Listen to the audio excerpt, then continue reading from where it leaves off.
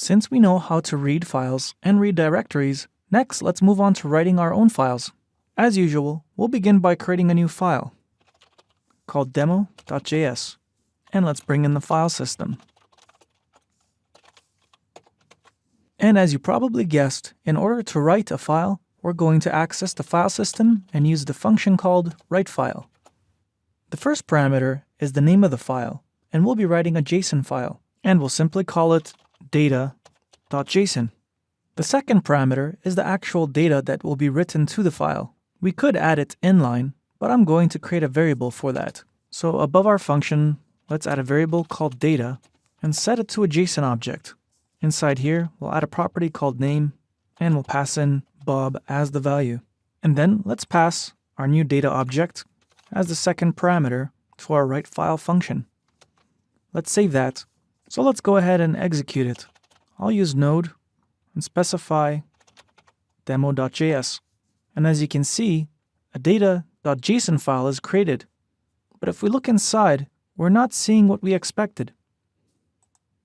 And that's because the second parameter expects a string, yet we're passing in a JSON object. So let's convert our object over into a string. So we could manually do it by wrapping everything in double quotes, including the property name. But an easier way is to use json.stringify. So I'll modify that on line 7.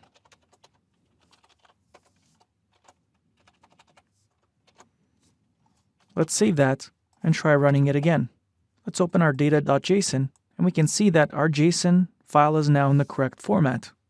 So everything's working, but you might have noticed that we're getting a deprecation warning when we run our demo, telling us that calling an asynchronous function without a callback is deprecated.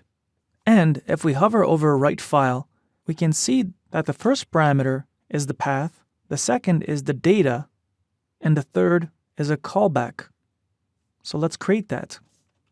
And this simply passes an error in case there was an error. And I'll just use a console.log.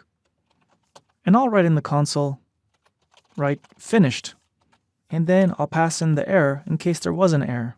So let's save that and try to run it again. And you can see that the write was finished, and we're no longer getting a deprecation warning. Now that we have a good idea of working with the file system, let's take a look at some of the popular web frameworks for Node.